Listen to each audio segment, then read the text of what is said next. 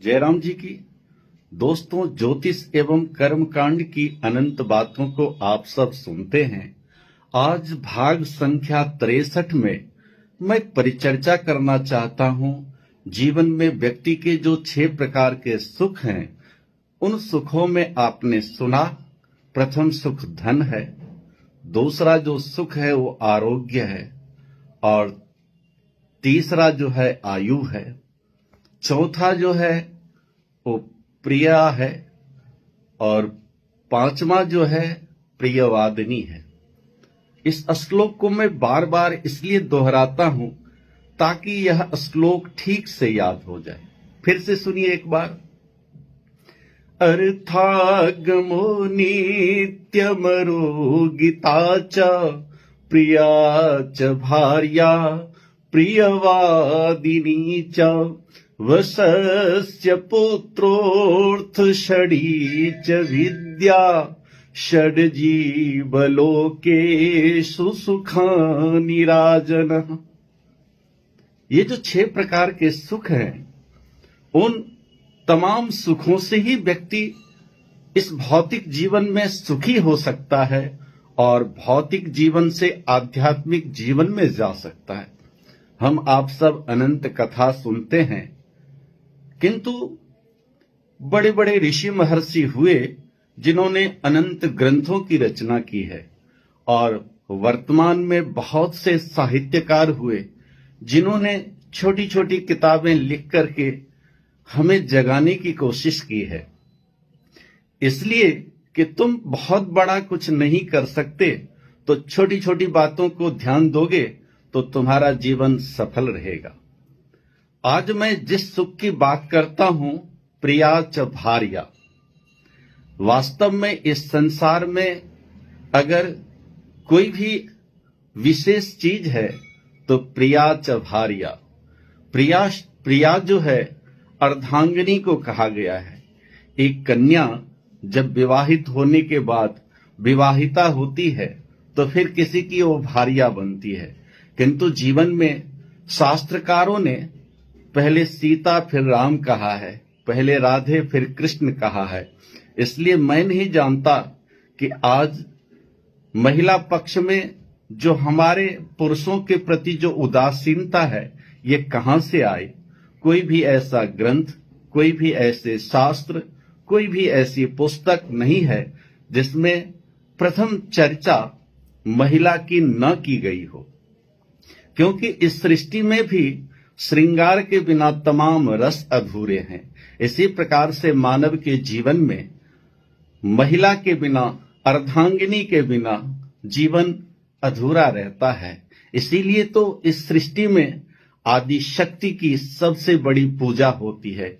इसलिए इस सृष्टि में प्रथम जो व्यक्ति का देवता है वो मातृदेवो भव।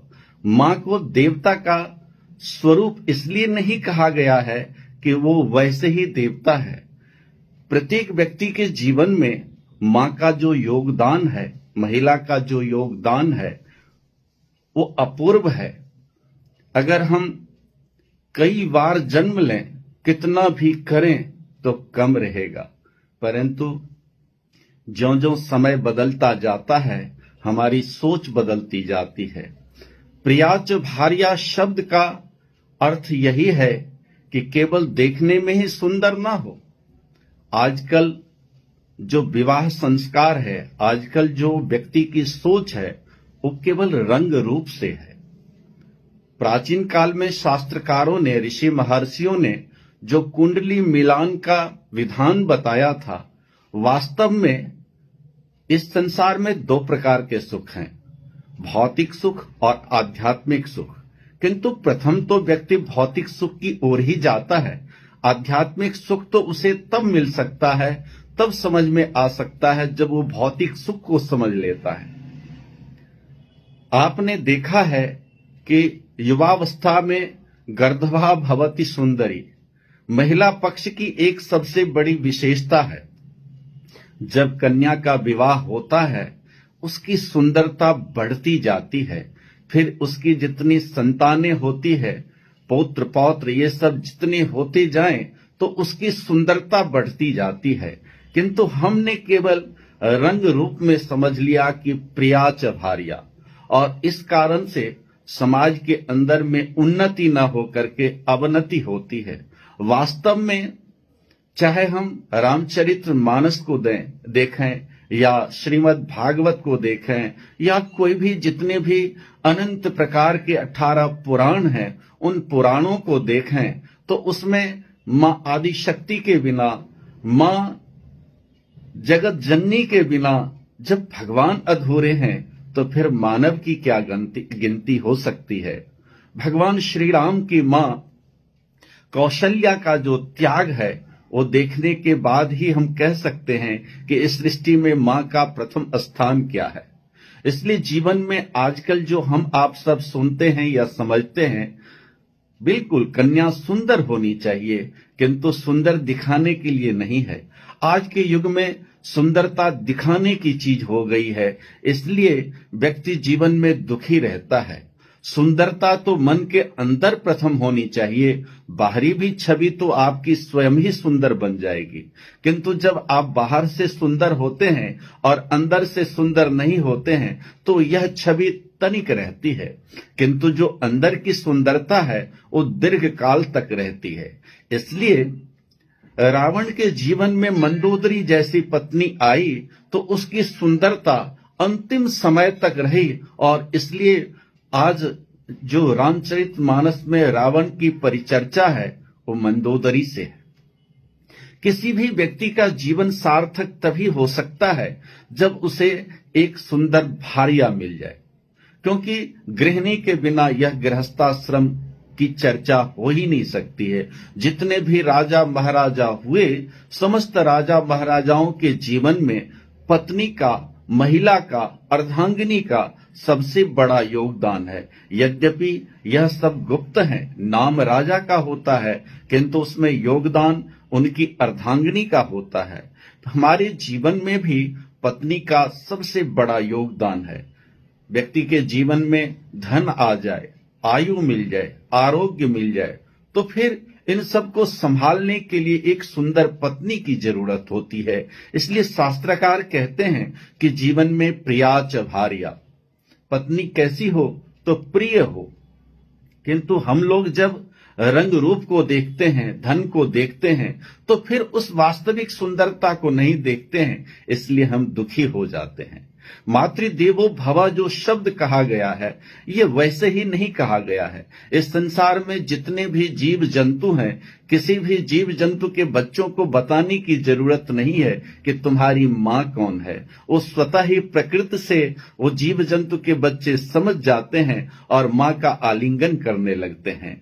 आप कुत्ते को देख लें, आप बिल्ली को देख लें, आप यहाँ तक शेर को देख लें, आप कोई भी जीव ले लें, यहां तक कि सांप को देख लें, उनके तमाम बच्चे मां के इर्द गिर्द ही घूमते हैं, उसे प्रकृति सिखाती है। किंतु हम लोगों ने प्रकृति से कुछ सीखना नहीं चाहा है। हम लोग स्वयं अपनी सीख समझते हैं, इसलिए हम सब उदास रहते हैं, इसलिए हम सब प्रिया च भार्या शब्द को नहीं समझते हैं। हम आप सब जानते हैं कि जो मानव के जीवन में जो प्रेम रस का आनंद है वो निशा रात्रि में होता है। शास्त्रकारों ने बड़ी सोच समझ करके श्रृंगार रस का प्रयोग किया है। इसलिए रात जब निशा रात्रि होती है और जब पति और पत्नी होते हैं और उनमें जो आलिंगन होता है, उनमें जो एक हर्षोल्लास होता है, उसमें जो श्रृंगार की जो है स्फुटियां होती है, वो केवल पति और पत्नी ही समझ सकते हैं। परंतु आजकल हमने उसे रात्रि नहीं, निशा रात्रि नहीं, उसे दिवा कर दिया है, उसे 24 घंटे कर दिए हैं। इसलिए ये परिणाम अहितकारक हो गया है। समाज में एक सबसे बड़ी बात है, हो सकता है आज जो बात मैं कहने जा रहा हूं उस बात से आप सहमत ना हो, लेकिन ध्यान दें, एक स्कूल में भी बच्चे जाते हैं पढ़ने के लिए, तो उनके वस्त्र कैसे होने चाहिए, उनकी सभ्यता कैसी होनी चाहिए, उनको किस प्रकार की मर्यादा में रहना चाहिए, यह नियमावली स्कूल में लागू होती है। संसार में आप किसी से मिलने जाते हैं, किसी के पास जाते हैं, किसी से लेते हैं, तो सभी जगह नियमावली का पालन करना होता है, किंतु व्यक्ति के अपने जीवन में कोई नियमावली नहीं होती है, इसलिए व्यक्ति दुखी होता है। वो बड़ा भाग्यवान व्यक्ति होता है जिसको सुंदर पत्नी मिल गई। सुंदर शब्द का अर्थ केवल स्वरूप नहीं है, सुंदर शब्द का अर्थ होता है कि पत्थर पाषाण की तरह अपने जीवन में जो आए और निर्वहन करे, उसका नाम ही भार्या है। विवाह संस्कार में हम आपने देखा है कि जो फेरे होते हैं, प्रथम फेरा कन्या ही लेती है और पाषाण पर पैर रखती है, क्योंकि आज से पंडित जी उस कन्या को यही समझाते हैं कि आज से तुम जहां जा रही हो, जिसके घर में जा रही हो, इसी पाषाण की तरह तुम्हें कठोर बनना है। इसलिए प्रथम स्पर्श पाषाण का कन्या करती है और फिर अग्नि का फेरा लेती है। इसका मतलब है कि जीवन में माँ का जो जीवन है, माँ का जो महत्व है, वो सर्वोपरि है, क्योंकि उसे तो कठोरता का सामना जब वो जन्म लेती है तब भी माता पिता की अधीनस्थ होती है। जब वो युवा होती है तो उसका विवाह होता है तो पति के अधीनस्थ होती है। जब वो वृद्ध होती है तो पुत्र पौत्रों के अधीनस्थ होती है। वास्तव में उसकी उस माँ की जो सोच होती है सबके लिए होती है, पर व्यक्तिगत उसका अपना कोई सुख नहीं होता है। इसलिए आपने जितनी भी कथाएं सुनी है, चाहे श्री राम हो चाहे श्री कृष्ण हो, उन तमाम कथाओं में व्यक्ति का तो सुख है, किंतु माताओं को, महिला को कोई सुख नहीं है। महिला का केवल एक ही सुख होता है कि विस्तार। आज हम सब इस बात पर कम ध्यान देते हैं। आज हम अपने बच्चों को पढ़ाते हैं तो पढ़ाने के बाद यह उम्मीद करते हैं कि हमारे बच्चे ज्ञानी बने, किंतु हम ही अज्ञानता की ओर चले जाते हैं। आज हमारे जो वस्त्र हैं, वेशभूषा है, रहन सहन है, जब हम स्वयं अपने बच्चों को गलत नाम नहीं दे सकते, जब हम स्वयं अपने बच्चों को गलत दिशा पर नहीं जाने देना चाहते हैं और फिर लाचार हो जाते हैं, तो फिर जरा सोचें कि जब हम नहीं कर सकते तो हमें क्या करना चाहिए। आज इस समाज के अंदर में अगर विखंडन कोई चीजों में हो रहा है तो उसका कारण हम स्वयं हैं। हम दूसरे पर तो लांछना लगाते हैं किंतु स्वयं को बदलना नहीं चाहते हैं। इसलिए प्रियाच भार्या जैसे शब्दों के लिए सदियों से माता पिता ने यज्ञों का भी सहारा लिया है।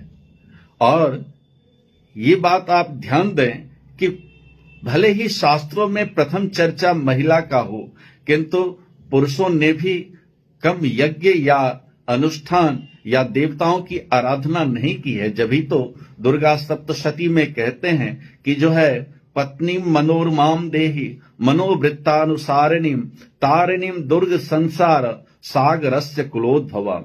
इस संसार में सुंदर पत्नी मिल जाए तो व्यक्ति का जीवन जो है उद्भव हो जाता है, जीवन जो है उत्तम हो जाता है, मोक्ष की प्राप्ति की ओर जाता है। महिला वो चीज है जो व्यक्ति को आलिंगन करा सकती है, रसों का आनंद दे सकती है, तो वैराग की ओर भी ले जा सकती है। जीवन में अगर महिला ना हो तो यह जीवन ही नहीं हो सकता है। किंतु उस महिला को कितना बड़ा संघर्ष करना होता है। जब कन्या जन्म लेती है तब से लेकर के जीवन पर्यंत वो अपना सुख छोड़कर दूसरे के सुखों के लिए होती है। यही उसकी विशेषता है। इसलिए उसे जगत जननी कहा जाता है, उसे आदि शक्ति कहते हैं, इसलिए उसे माता कहते हैं, इसलिए उसे पिता से भी ज्यादा अधिकार देते हैं। कभी भी सदियों तक कहीं न कहीं समाज के अंदर में विकृतियां उत्पन्न हो सकती है, किंतु किसी शास्त्र में, किसी ग्रंथ में, किसी किताब में अगर महिला की चर्चा ना हो तो फिर वो किताब ही नहीं हो सकती है। किसी के जीवन में अगर रस की परिचर्चा ना हो तो जीवन ही नहीं हो सकता है। समस्त काव्य अगर रस ना हो, श्रृंगार रस ना हो, तो निरर्थक काव्य हो सकते हैं। इसलिए जिस प्रकार से ग्रंथों में रस के बिना ग्रंथ उत्तम नहीं बन सकते, उसी प्रकार से मानव के जीवन में महिला के बिना मानव का जीवन उत्तम नहीं हो सकता है। और अगर हम कुंडली मिलान से विवाह करते हैं तो प्रथम तो यह है कि कुंडली मिलान कि आपके योग्य पति और पत्नी मिले, किंतु उसका निर्वहन व्यक्ति को स्वयं भी करना होता है। सभी काम भगवान या शास्त्रों के ऊपर नहीं छोड़ने होते हैं, कुछ व्यक्ति के कर्तव्य हैं, क्योंकि ये कृत्य योग्य है।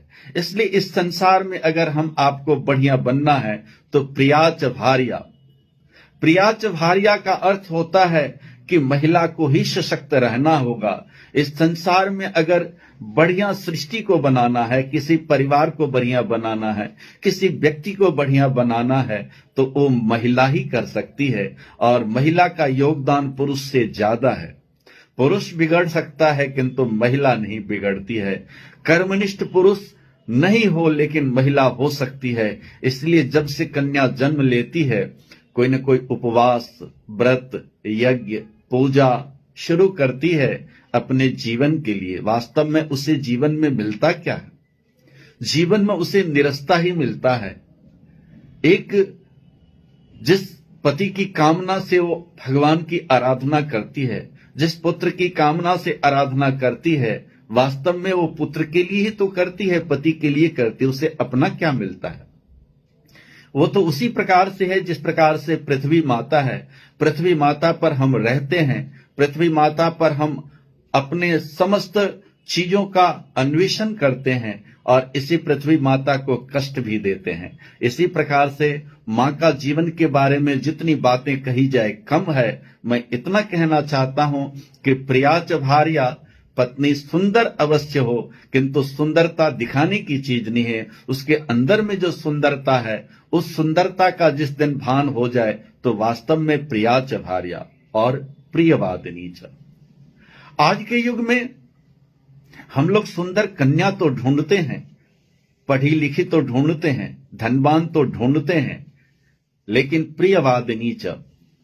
जीवन में आज की जो परिवेश है, आज की जो संस्कृति है, आज की जो व्यवस्था है, इन तमाम चीजों में कुछ चीजों में परिवर्तन है।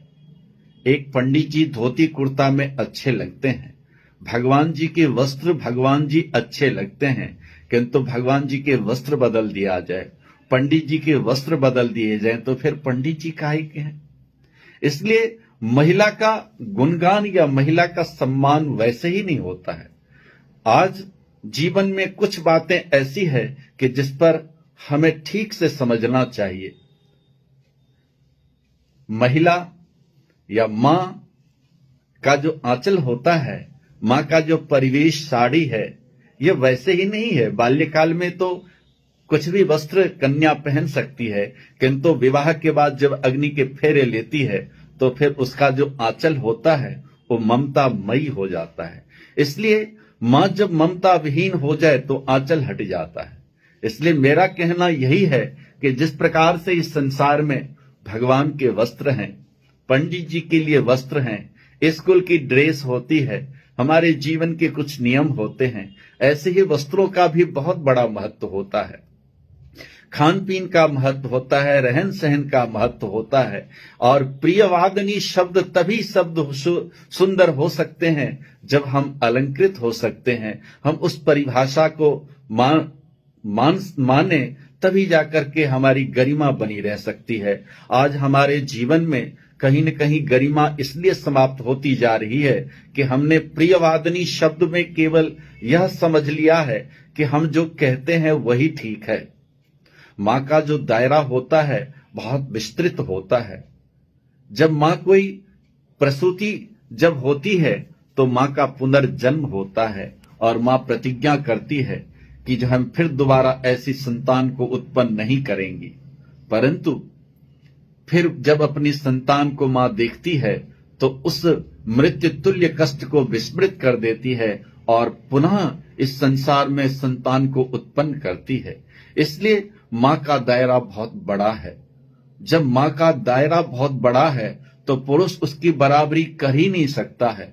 जिस प्रकार से किसी मकान में नींव लेते हैं और नींव जितनी मजबूत होती है, मकान उतना ही मजबूत होता है। इसलिए जितने भी यज्ञ होते हैं उन तमाम यज्ञों में महिला अपने हाथ लगाती है संकल्प में। बिना पत्नी के हाथ लगाए संकल्प हो ही नहीं सकता, और संकल्प का अर्थ होता है प्रतिज्ञा करना, और उस प्रतिज्ञा की पूर्ति पत्नी करती है, पत्नी के द्वारा पूर्ति होती है। इसलिए आपने देखा है कि महिला हाथ इसलिए संकल्प में लगाती है। महाराज आप चिंता न करो, जिस व्यक्ति के जीवन में पत्नी के दोनों हाथ संकल्प में लग जाएं, वो व्यक्ति नीचे नहीं गिर सकता है, वो ऊपर उठ सकता है। परंतु हम समझते नहीं है कि हम संकल्प क्यों करते हैं। हम पत्नी आगे फेरे लेती है कि महाराज मैं पहले पाषाण की तरह जीवन में आगे चलती रहूंगी, केवल आप पीछे पीछे आते रहना, तो आपका जीवन सुदृढ़ हो जाता है। आज हम कई बातों पर, छोटी छोटी बातों पर उलझ जाते हैं।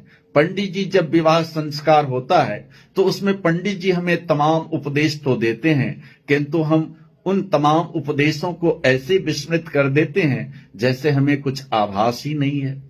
इसलिए जीवन में प्रिया च भार्या और प्रियवादिनी च, ये दोनों बहुत मायने रखते हैं। ये दोनों शब्दों पर पूरा जीवन टिका हुआ है। आपके पास कितना धन हो जाएगा, आपके पास कितनी ताकत हो जाएगी, आपका जीवन बहुत बड़ा हो जाएगा, लेकिन सुखी तो सरसता से हो सकता है। इसलिए जीवन में निरसता की ओर नहीं जाना चाहिए। और जो व्यक्ति सरस बनता है, जो व्यक्ति गंभीर बनता है, उस प्रकार से, जिस प्रकार से किसी वृक्ष में फल आते हैं तो वृक्ष लटक जाते हैं, वृक्ष की जो डालियां होती है वो लटक जाती हैं, गरिमामयी हो जाती है। इसी प्रकार से महिला का जीवन है, गरिमामयी है। बच्चों को सुधारना, पुरुष को सुधारना, एक सही दिशा देना, एक सही समाज की स्थापना करना, संस्कृत की विरासत को संभालना, धर्म यज्ञ अनुष्ठानों पर आरूढ़ होना, ये एक महिला ही कर सकती है। आज अगर हमारे जीवन में महिला न हो, न कोई यज्ञ होंगे, न कोई पूजा होगी, न कोई समृद्धि आएगी, न संस्कृति आएगी, न एक सुंदर समाज की रचना होगी। इसलिए जीवन में प्रिया च भार्या प्रियवादिनी च, इसके लिए पुरुषों को भी चाहिए कि इन दोनों बातों पर गौर करें, उनका सम्मान करें, और महिला को भी चाहिए कि आपके बिना किसी व्यक्ति का जीवन है ही नहीं। इसलिए आप अपनी गरिमा स्वयं बनाए रखें। आज मैं इन्हीं शब्दों के साथ विराम देता हूं। फिर अगले भाग में अंतिम सुख क्या है जीवन का, छठा, उस पर परिचर्चा करूंगा। जयराम जी की नमस्कार।